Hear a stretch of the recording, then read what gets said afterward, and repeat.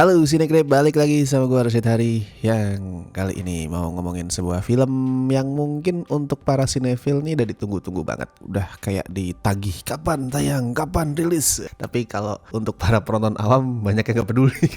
Terbukti sih, terlihat dari jumlah penontonnya di 3 hari pertama ini, yaitu ada The Phoenician Scheme yang merupakan karya terbarunya Bapak Wes Anderson. Kalau nggak salah ya, correct me if I'm wrong, ini adalah film Wes Anderson pertama yang tayang di bioskop gak sih?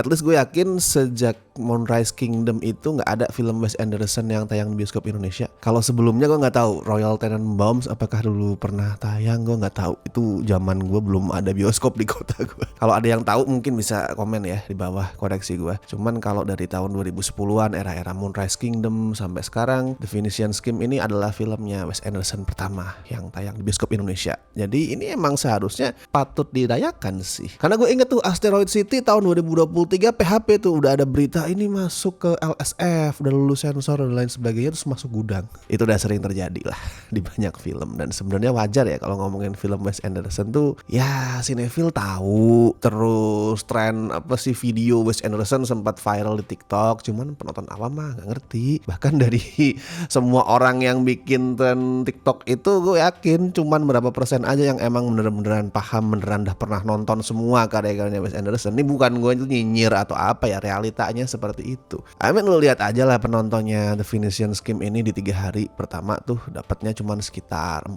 ribuan, which is sedikit banget. Walaupun iya bener ini tayang secara limited, cuman kalau 3 hari termasuk weekend lu dapat 4 ribu, ya amsyong. So kalau misalkan di kota lu ada tapi belum sempet tonton, segera tonton lah, karena ini hari Rabu besok pasti habis udah. Nah, ngomongin Wes Anderson nih, gue kalau ngebaca review-review atau komentar orang tentang film-filmnya Wes Anderson yang sekarang ya, sekarang nih dalam arti sejak era 2020-an lah, itu banyak yang nyebut kalau Wes Anderson itu udah kayak stagnan. Karyanya tuh dianggap stagnan, dan dia itu dibilang cuman ngulangin ciri khasnya doang buat memuaskan para fans. Ya ciri khas yang dimaksud di sini lu tau lah, gaya-gaya visual yang simetris, terus warna-warnanya, gimana karakternya itu bertindak secara quirky ya, secara awkward. Itu banyak yang bilang, wah ini Wes Anderson cuman ngulang-ngulangin The Grand Budapest Hotel aja nih sampai sekarang. Dan itu bisa lo lihat sih dari review-reviewnya juga. Walaupun tetap hitungannya review-review untuk film Wes Anderson termasuk positif sih. The French Dispatch, Asteroid City, sama The Phoenician Scheme ini hitungannya tetap positif semua, tapi tidak seglamor dulu lah. Karena anggapannya itu tadi, banyak yang bilang Wes Anderson ini stagnan gitu. Ya sebenarnya itu kritikan yang valid aja buat gua, karena emang pada kenyataannya sejak Grand Budapest Hotel tuh Wes Anderson kayak ngulangin gaya dia. Tapi di sisi lain gue juga ada menyatakan ketidaksetujuan lah. Ini bukan gue tuh menganggap kritikan yang seperti itu tuh nggak valid ya. Semua orang tetap sah berpendapat soal Wes Anderson atau soal apapun di film ya. Cuma di sini gue pengen menyampaikan sudut pandang gue. Gue merasa banyak kritikan yang muncul soal stylenya Wes Anderson itu seolah-olah itu kesannya ya, walaupun nggak diomongin secara langsung ya, kesannya itu kayak gayanya Wes Anderson bisa dengan gampang direpetisi, ditiru oleh sutradara siapapun. Karena kan ngomongnya film Wes Anderson nih udah nggak spesial, dia gitu lagi tuh kesannya kayak gampang banget aja gitu bikin film kayak Wes Anderson. Kalau emang segampang itu udah banyak yang niru dan udah banyak yang bisa sama persis merepetisi. Jadi buat gue walaupun Wes Anderson itu emang bener ya ngulangin gaya dia terus, itu tetap sesuatu yang spesial. Kayak gue nonton The Phoenician Scheme ini masih tetap wanjir gitu. Masih tetap kagum sama apa yang dia liatin, masih tetap bingung ini gimana sih kok orang itu bisa kepikiran bikin gambar yang sepresisi itu, kok bisa kepikiran ide-ide komedi yang absurd yang ada di otaknya itu apa. Nah itu gue masih memikirkan hal seperti itu, walaupun gue tetap merasa iya ini familiar, dia gak menawarkan hal baru soal gaya. Ini udah gue sering lihat sejak ya Moonrise Kingdom, Grand Budapest Hotel, terus French Dispatch, ini udah sama sebenarnya. Bukan berarti karena sama terus gak mengagumkan lagi men.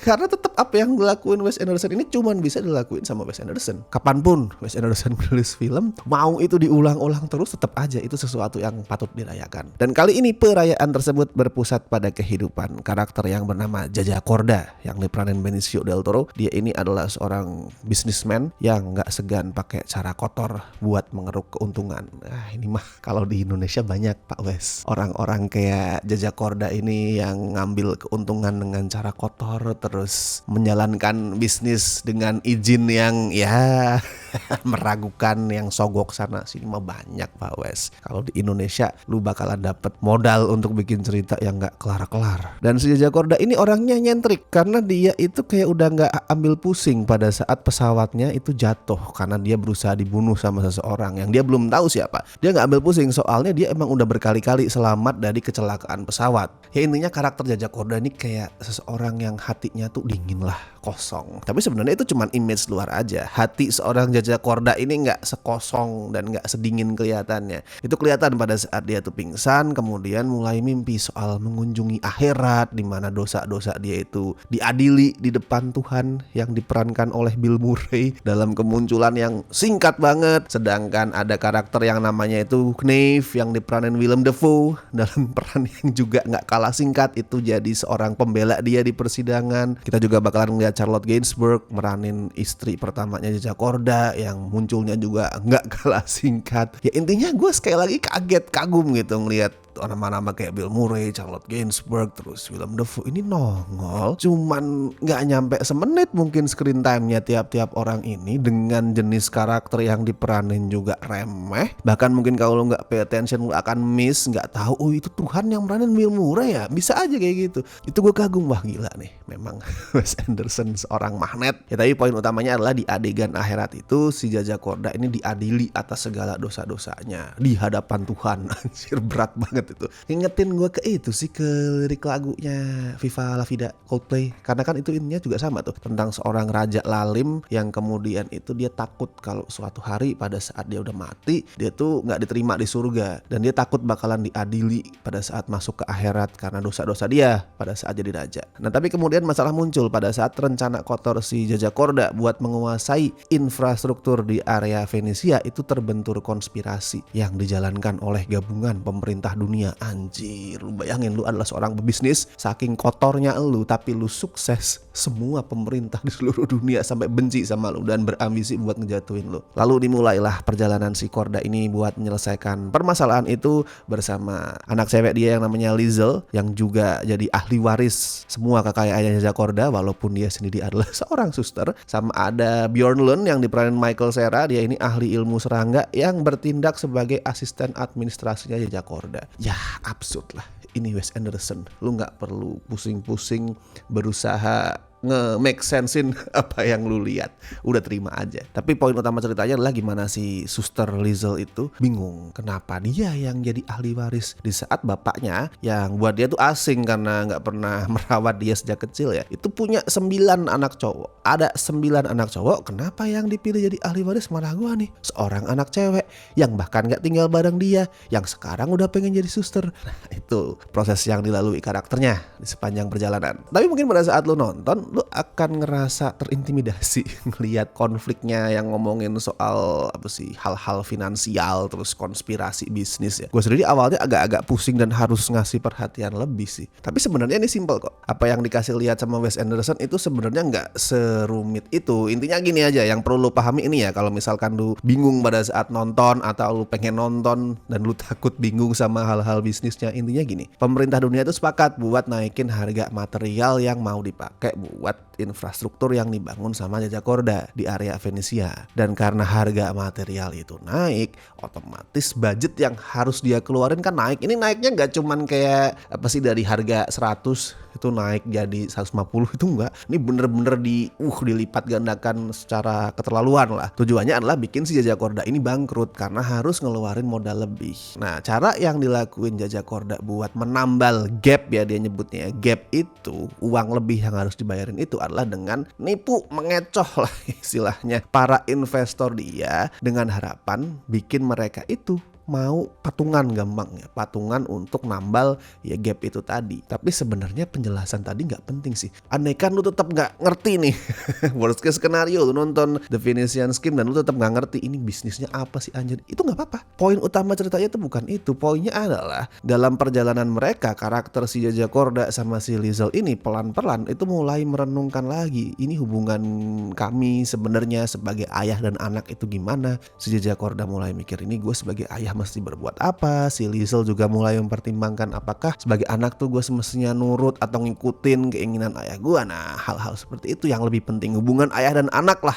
yang lebih substansial untuk lo ikutin daripada soal bisnisnya. Dan tadi gue sempat nyebut ya, si Jaja Korda sama Liesel ini mau mengunjungi beberapa investor buat mereka tipu. Nah, beberapa investornya itu antara lain adalah Hilda yang diperanin Scarlett Johansson. Dia ini adalah seorang sepupu dari Jaja Korda, tapi Jaja Korda pengen menikahi dia karena alasan finansial. Terus ada juga dua bersaudara yang namanya Leland diperanin Tom Hanks dan Regan yang diperanin Bryan Cranston yang nantinya itu bakal terlibat pertandingan basket ngelawan timnya Korda dan Pangeran Farouk yang diperanin Riz Ahmed dengan tujuan menyelesaikan konflik bisnis mereka. Nggak usah lu pikirin, itu absurd, lu tonton sendiri aja. Dan ada juga yang namanya adalah Nubar yang diperanin Benedict Cumberbatch. Dia ini saudara tirinya Korda yang juga salah satu investor, tapi dia itu udah sejak lama benci sama saudara tirinya sendiri. Absurd pokoknya. Keabsurdan yang sekali lagi ya bikin gue tuh mikir, ini Wes Anderson makanya apa? Kok bisa kepikiran cara menyelesaikan konflik bisnis adalah dengan main basket. Dan itu gue suka banget saking absurdnya. Kalau ngomongin style ya as always ini masih sesuai dengan ciri khasnya Wes Anderson dari dark comedy, jokes yang dibawain dengan gaya deadpan ya, gaya datar kayak gitu, yang agak-agak awkward, terus konfliknya yang unik, yang dikasih resolusi yang juga nggak kalah unik, dan of course ada berbagai macam keindahan visual yang simetris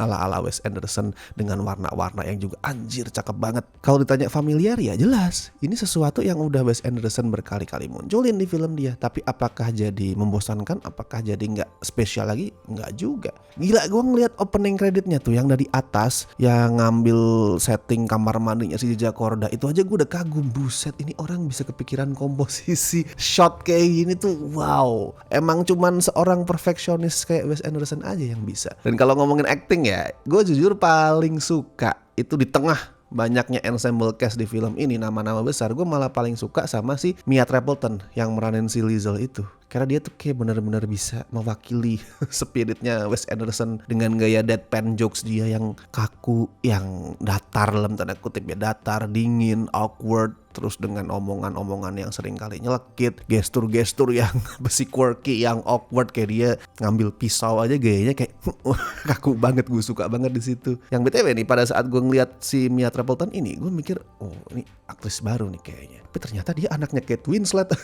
Gue nggak tahu ya, karena dia nama Winslet kan dipakai sebenarnya di nama dia ya, Mia siapa Winslet Stapleton gitu. Stapleton nama bapak dia. Cuman kan dia tidak menunjukkan ke Winsletan dia di namanya ya. Karena mungkin dia tahu kalau misalkan dia pakai nama Kate Winslet, dia akan dianggap wah lu cuma nepo baby biasa, nggak punya skill dan lain-lain. Dan FYI ini sedikit cerita, Wes Anderson juga nggak tahu pada saat nge-cast Mia Stapleton ini, nggak tahu dia kalau ini anaknya Kate Winslet. Si Mia ini cuma ngirim video casting biasa, terus si Wes Anderson dan Benicio del Toro tuh suka, terus diajak reading sekali dan mereka langsung cocok, kayak wah ini beneran cocok nih. Dan kemudian barulah dicari sama Wes Anderson, ini cewek siapa nih? Ternyata anaknya Kate Winslet. Dan buat gue The Venetian Scheme ini adalah filmnya Wes Anderson yang paling hangat sejak Grand Budapest Hotel. Kalau Grand Budapest Hotel kan emang di tengah segala keanehannya tuh dia manis ya, sweet banget. Dan Venetian Scheme ini hangat. Kalau lu ngeliat karakternya itu bersikap dingin, bersikap kaku, ya itu emang caranya Wes Anderson untuk ngasih lihat ya emang kayak gini orang-orang yang punya kondisi disfungsional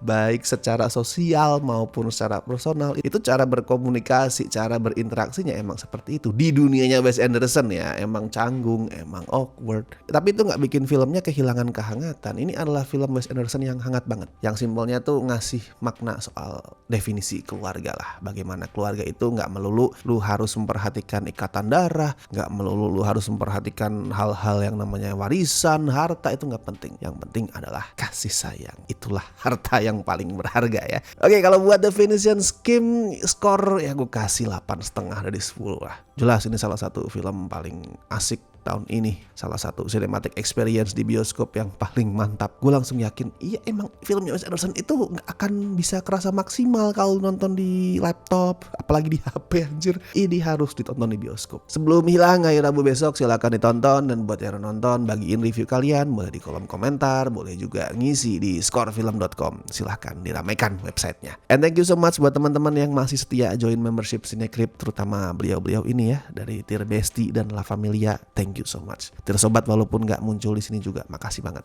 Oke, dan gue Rashid Hari, sampai ketemu di review-review berikutnya.